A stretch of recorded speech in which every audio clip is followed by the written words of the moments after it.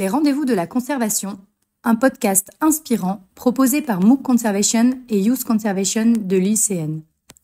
À travers des interviews d'acteurs engagés dans la conservation, nous souhaitons informer, former et inspirer tous les passionnés de la nature qui s'impliquent dans la protection de l'environnement. Bienvenue dans ces rendez-vous de la conservation.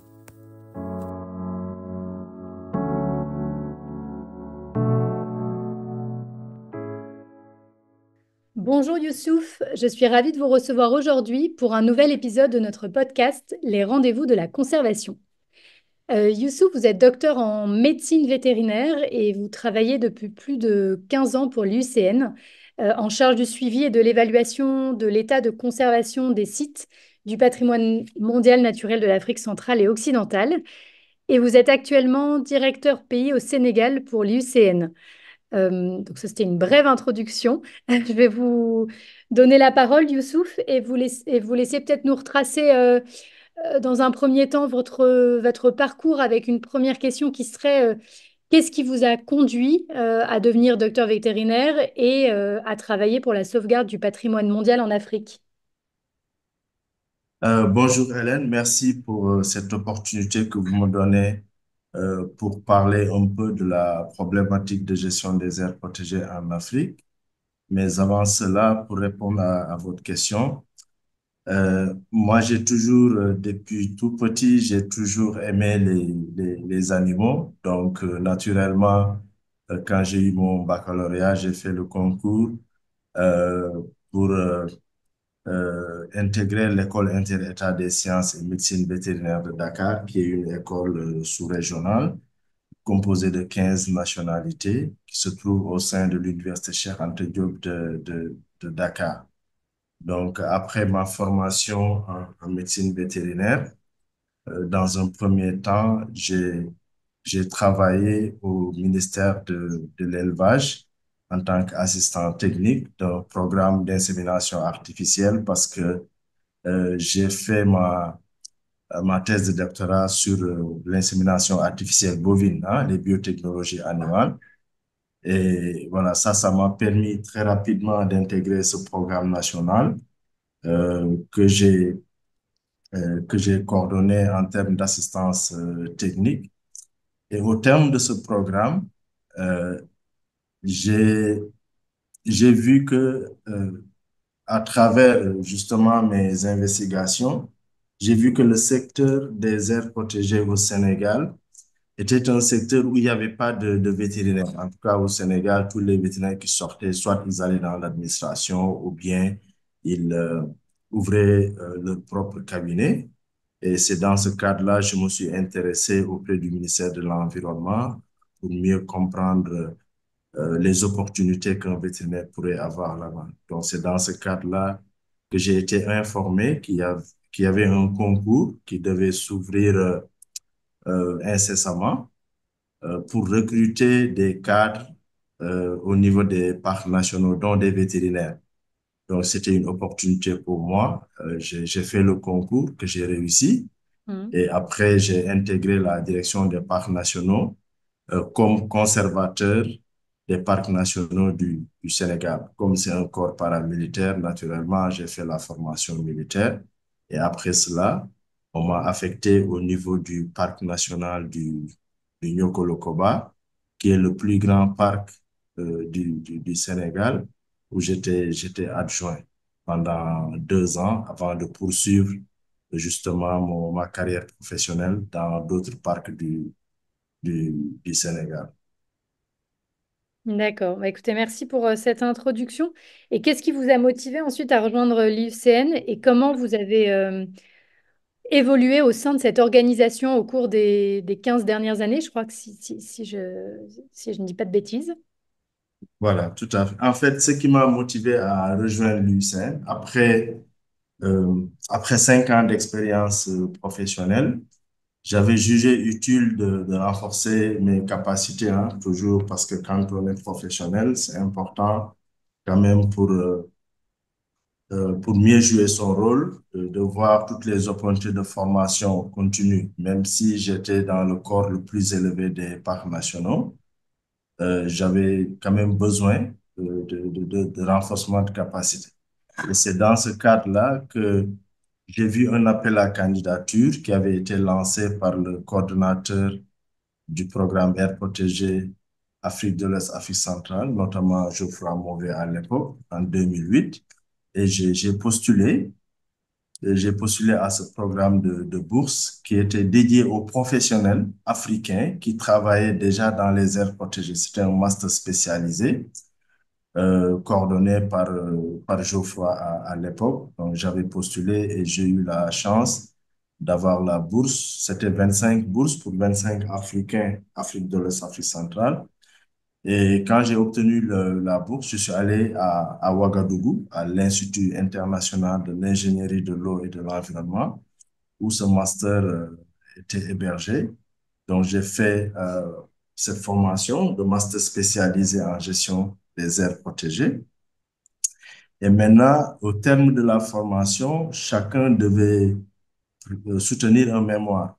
Donc, du coup, moi, j'ai très tôt eu un penchant sur le patrimoine mondial parce que tout simplement, quand j'étais directeur adjoint du parc national du Niokolo-Koba, euh, j'avais déjà commencé à travailler sur le patrimoine mondial parce que comme le Niokolo-Koba est un site du patrimoine mondial, donc moi, en tant qu'adjoint, c'est moi qui préparer le rapport d'état de conservation Mm. que du Kolokoba que le Sénégal devrait ensuite transmettre à l'UNESCO. Donc, c'est à partir de ce moment que j'ai commencé à m'intéresser au patrimoine mondial.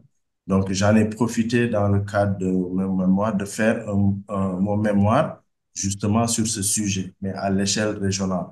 Et mon sujet a porté sur l'évaluation de l'efficacité de gestion des sites du patrimoine mondial de l'Afrique de l'Ouest. Donc, c'est un sujet que l'UICN avait trouvé très intéressant. D'ailleurs, c'est Geoffroy Mauvet même qui m'avait proposé ce sujet avec l'appui du Fonds africain pour le patrimoine mondial.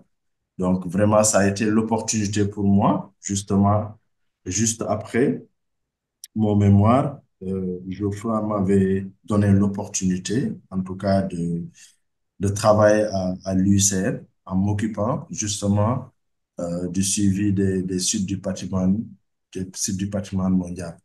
Donc, voilà, c'est comme ça que j'ai intégré D'accord. l'UICN en 2010.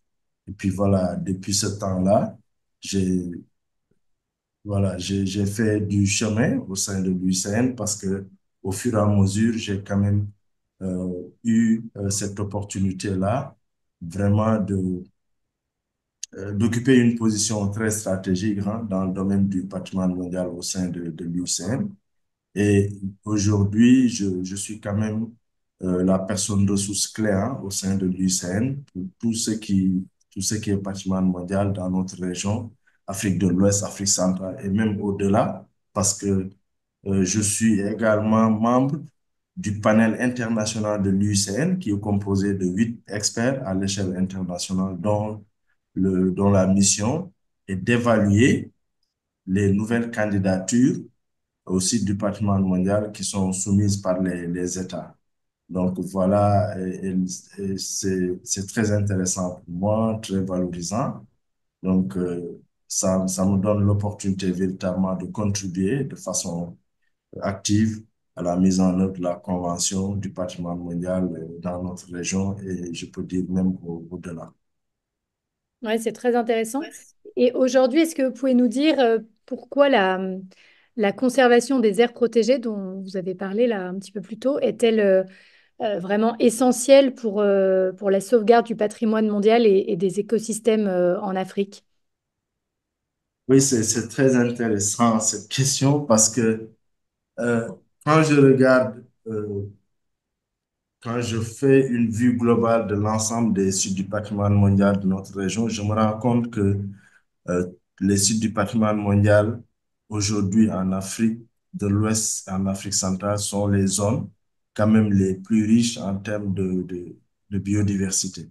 Et si l'on connaît aujourd'hui l'état dans lequel se trouve la biodiversité en Afrique, les quelques rares zones hein, où la biodiversité est encore viable en Afrique, c'est dans les aires protégées de façon générale, mais dans les sites du patrimoine mondial de façon particulière pour la simple et bonne raison que les sites du patrimoine mondial, au-delà de leur statut de parc ou de réserve, qui sont préservés, mais le statut de patrimoine mondial renforce leur protection. Ce qui fait qu'aujourd'hui, malgré toutes les difficultés que nous avons, parce il faut se dire qu'à côté de ces sites du patrimoine mondial, souvent il y a de grands projets de développement qui sont des projets légitimes hein, qu'il faut soutenir, mais ces projets, dans leur design, dans leur planification, dans leur mise en œuvre, doivent forcément intégrer la préservation de ces sites qui sont importants à l'échelle internationale. Peut-être que n'eût été leur statut de patrimoine mondial, la pression allait beaucoup plus s'accentuer hein, au niveau de ces, mais du fait que c'est des sites du patrimoine mondial, les pays dans lesquels ils sont ont l'obligation de les préserver à travers cette convention du patrimoine mondial. Donc, ces sites du patrimoine mondial aujourd'hui, au-delà de la préservation de la biodiversité, joue aussi un rôle extrêmement important en termes d'adaptation au changement climatique, mais en termes d'opportunités aussi socio-économiques à travers le tourisme pour ces pays-là. Et même pour la recherche, parce qu'aujourd'hui, on sait que euh, beaucoup de programmes de recherche s'intéressent à la biodiversité parce que nous sommes dans un monde changeant avec toutes les menaces, euh, les pressions anthropiques et les menaces liées au changement climatique.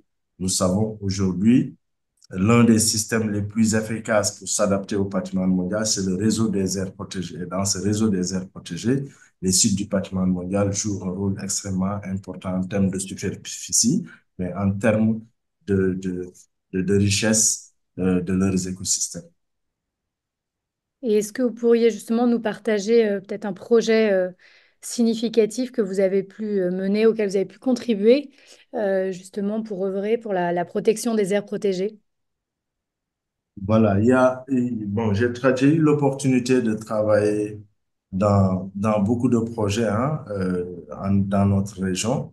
Je vais citer d'abord le projet Kaofi, hein, qui est un projet qui a été mis en œuvre par l'UNESCO, mais en Afrique centrale, c'est plus précisément au niveau des sites du patrimoine mondial forestier.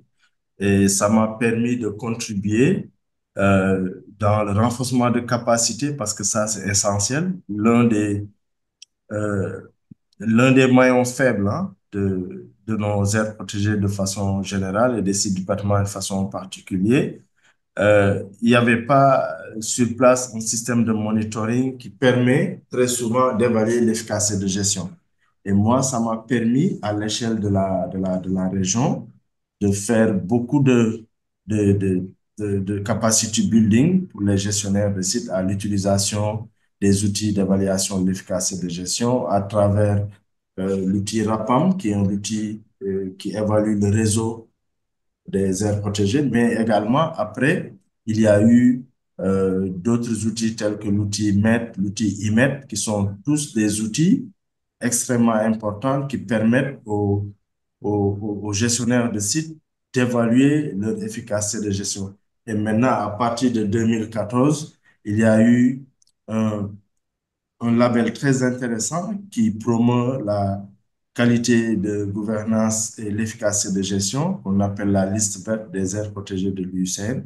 Et j'ai eu l'honneur quand même d'être un pionnier dans notre région pour développer cet outil, encourager les gestionnaires d'aires protégées. Aujourd'hui, il y a beaucoup d'aires protégées de notre région et des sites du patrimoine mondial qui sont engagés à avoir ce label.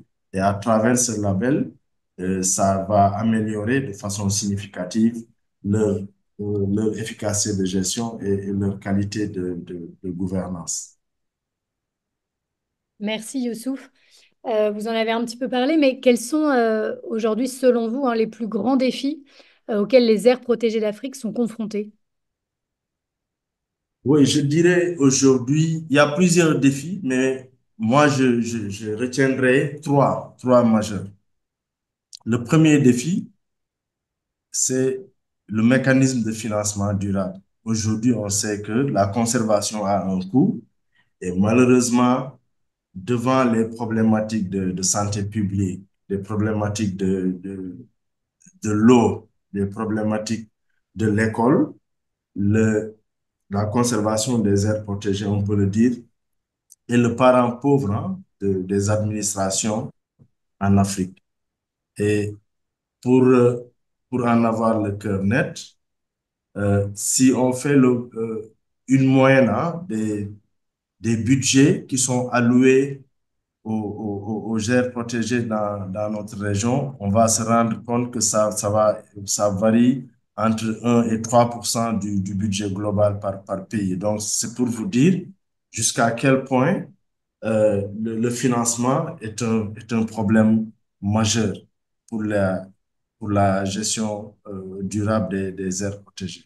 Donc, le premier défi, vraiment, c'est le mécanisme de financement durable. Parce que la manière dont on finance nos aires protégées, si vous voyez bien, en Afrique, souvent, on n'a que des budgets de fonctionnement. Un budget qui permet juste de payer le salaire des agents et euh, de régler ces problèmes classiques de fonctionnement. Mais il n'y a pas de budget lié au monitoring, ce qui est essentiel parce que la meilleure manière de conserver euh, une aire protégée, c'est de connaître ses ressources. Donc, le système de monitoring est basé sur des projets. Une fois que le projet est fini, on ne fait plus de monitoring. La surveillance également, ça demande un coût extrêmement important. Les aménagements demandent aussi des coûts extrêmement importants. Et si vous voyez bien, dans les aires protégées où ces activités sont menées de façon régulière, c'est des aires protégées où il y a des projets. Une fois que les projets disparaissent, il n'y a plus d'activité majeure. Donc, vraiment, le financement, c'est une question essentielle. Le deuxième défi, le deuxième défi majeur, c'est le comment aujourd'hui, euh, en Afrique, on doit concilier l'exploitation des ressources naturelles et la préservation de ces aires protégées. Parce que comme par hasard, autour des grandes aires protégées, il est, on constate qu'il y a beaucoup de ressources qui sont essentielles pour le développement socio-économique. Je vous parlais des ressources hydriques. Souvent, on a besoin de faire des barrages pour avoir non seulement de l'électricité, mais pour booster l'agriculture. Il y a également des ressources minières. Hein. Il y a beaucoup d'aires protégées aujourd'hui qui font face à ce défi hein, d'exploitation minière autour. Et il y a aussi le défi qui est lié à l'implication des communautés. Parce qu'aujourd'hui, euh, l'un des problèmes majeurs aussi, c'est que les communautés qui vivent autour des aires protégées tirent l'essentiel de leurs ressources dans ces aires protégées-là. Et Et toute activité humaine, on le sait, dans une aire protégée, notamment dans un parc national, est interdite à l'exception de la recherche et du tourisme de vision. Donc, ces communautés qui vivent autour ont essentiellement deux activités majeures, c'est l'agriculture et l'élevage. Ils ne peuvent pas faire aucune de ces activités dans ces aires protégées parce que c'est formellement interdit. La population augmente, les terres ne sont pas suffisantes pour tout le monde pour faire de l'agriculture et de l'élevage. Donc, ça crée souvent des conflits. Donc, comment autour des aires protégées avoir des projets structurants qui permettent de répondre aux préoccupations socio-économiques de ces communautés, mais qui préservent aussi le plus durablement possible ces aires protégées. Ça, c'est vraiment un grand défi. On en parle depuis longtemps, mais il n'y a pas un schéma peut-être type classique qu'on peut appliquer partout. Chaque contexte est différent d'un autre.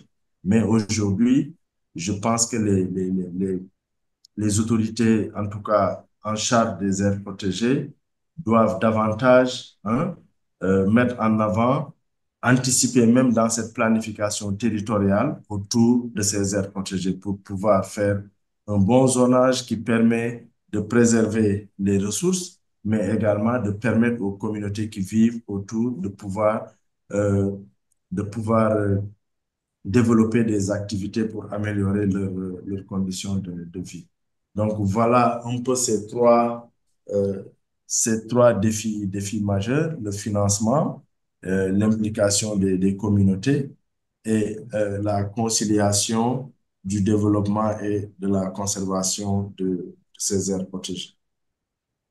Ouais, très intéressant. Et justement, c'est une question de l'implication des communautés locales et comment, j'avais une question pour vous, plus par rapport à votre travail au sein de l'UCN. Comment l'UCN travaille-t-elle justement avec les communautés locales pour garantir que la conservation des aires protégées bénéficie à la fois à la biodiversité, mais également au développement et donc aux populations locales? Voilà, l'UCN met en avant souvent ce qu'on appelle un peu la planification du territoire, quoi, parce que les aires protégées ne sont pas isolées. Les aires protégées sont souvent dans un paysage. Et dans ce paysage-là, il y a les communautés qui vivent, ils ont leur activité et elles ont leur activité. Et souvent, ces activités demandent de l'espace, hein, comme je l'ai dit tantôt, soit de l'agriculture ou de l'élevage.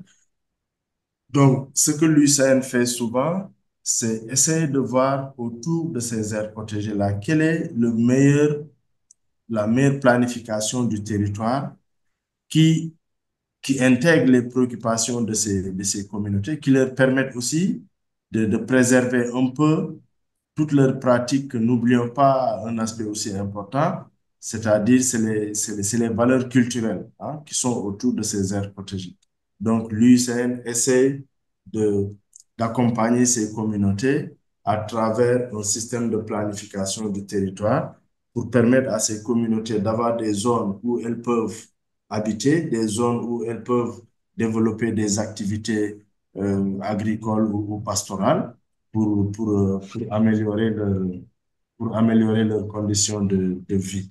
Donc, essentiellement, au-delà de ça, l'UCN aussi promeut ce qu'on appelle l'Ecosystem-Based Adaptation, c'est-à-dire on essaie de promouvoir des pratiques pour la restauration des écosystèmes autour des aires protégées. On essaie de promouvoir tout ce qui est agroécologie pour permettre à ces communautés euh, de, de mener des activités, mais aussi d'être conscients qu'ils ont un rôle essentiel dans la préservation de la nature. Donc, quand tu fais de l'agriculture, en même temps, tu fais de l'agroforesterie, si ça réussit, ton activité prospère, mais également tu améliores, hein, tu améliores la conservation des écosystèmes autour.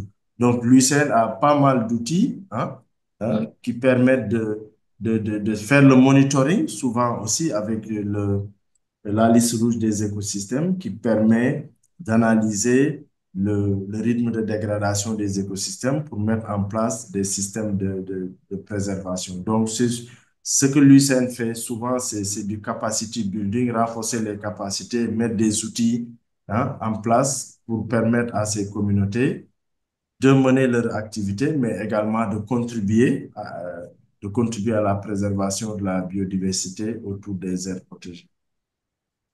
Merci Youssouf. Et j'avais une dernière question un peu sur les grands défis, mais aujourd'hui, tous les changements climatiques, dans quelle mesure ils affectent les aires protégées en Afrique et comment du coup vous intégrez cette donnée dans les stratégies de conservation?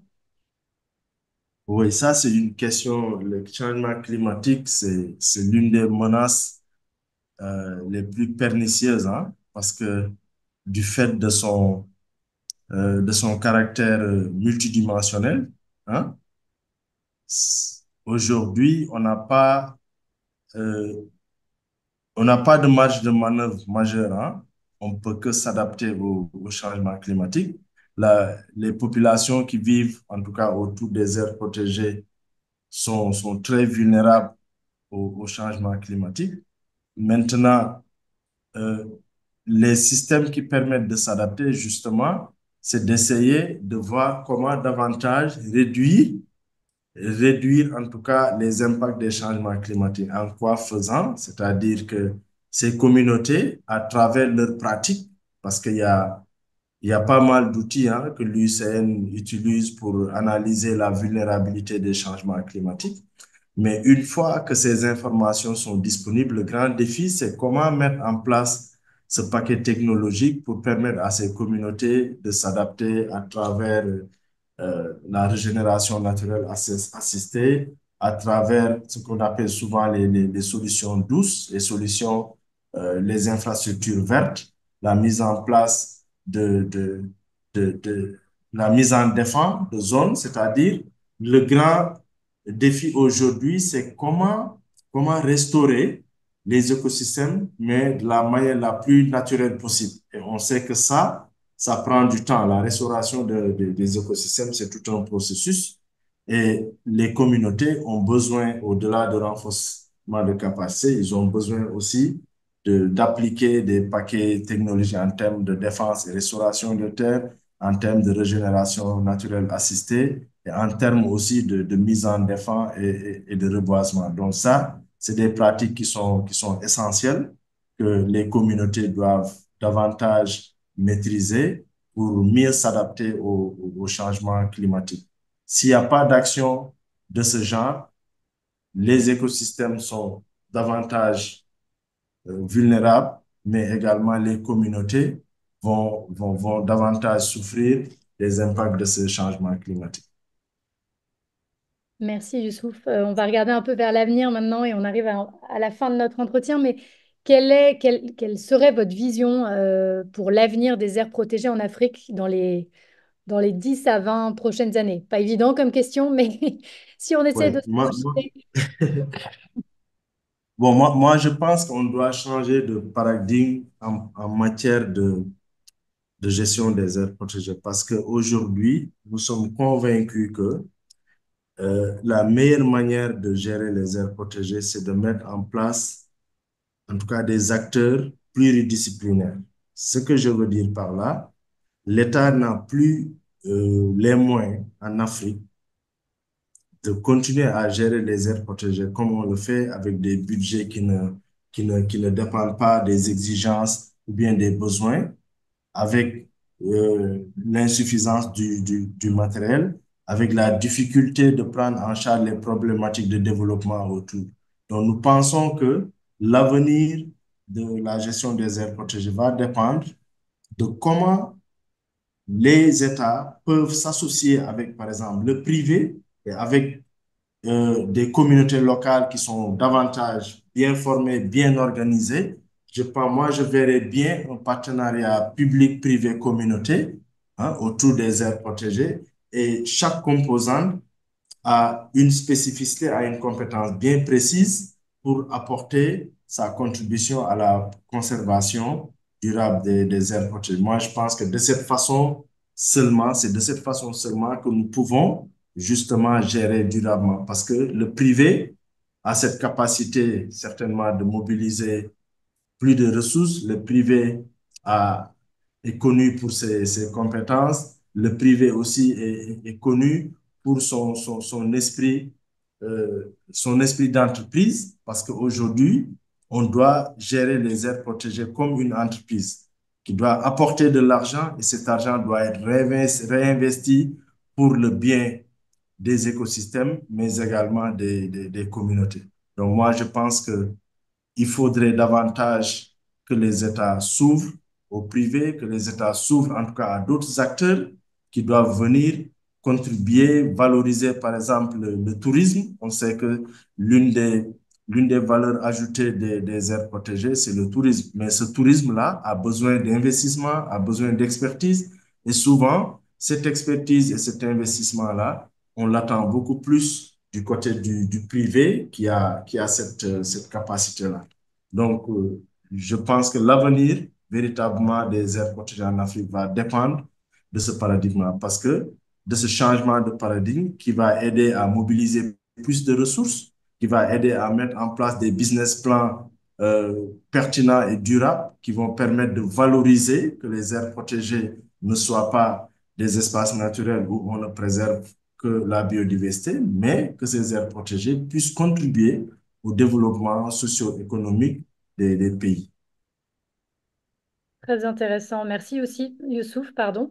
Et est-ce que vous auriez en dernier message, un conseil que vous aimeriez donner à des jeunes professionnels ou des étudiants dont on a parmi nos auditeurs et qui souhaitent aujourd'hui s'engager dans la conservation de la biodiversité en Afrique?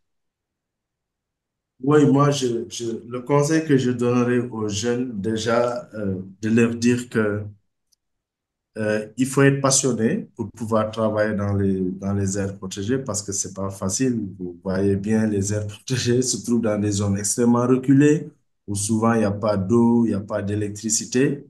Donc, le premier conseil, c'est que quand vous voulez travailler dans les aires protégées, il faut être motivé.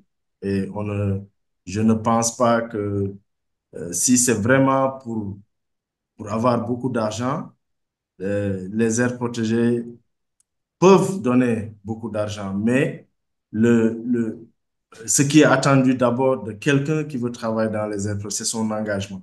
C'est son engagement. Bon, je pense que l'argent va venir après, mais si on n'est pas engagé, on n'est pas motivé, c'est des zones extrêmement difficiles, d'accès difficile.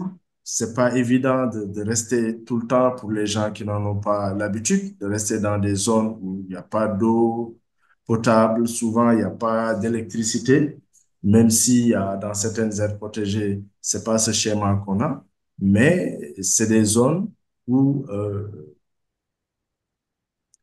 la vie n'est pas totalement en rose. Donc, ça veut dire que si tu n'es pas passionné, très vite, c'est des milieux que tu vas quitter. Mais moi, je pense que travailler dans une aire protégée, c'est, c'est très intéressant parce que tu es en contact direct avec la nature. Tu vis dans un environnement qui est totalement différent du milieu urbain. Et c'est une zone aussi qui te permet davantage de connaître la, on le dit pas assez souvent, autour des aires protégées, il y a une richesse culturelle extrêmement importante et il y a aussi beaucoup de connaissances hein, qu'on peut avoir autour des aires protégées, au-delà de la nature, mais tout ce qui est culture, anthropologie, les pratiques culturelles et culturelles autour des aires protégées. Vraiment, c'est une richesse extraordinaire qu'on peut avoir qu'autour des aires protégées. Merci beaucoup, Youssouf. Bah, merci d'être venu aujourd'hui partager, témoigner de votre parcours. Je vous souhaite en tout cas une bonne continuation et encore merci d'être venu. Merci Hélène pour l'opportunité que vous m'avez donnée de parler un peu de mon cursus, mais également de mon travail au sein de l'UICN. Merci. Nous arrivons à la fin de notre épisode. Merci pour votre écoute et à très bientôt pour d'autres témoignages inspirants d'acteurs engagés dans la conservation de la nature.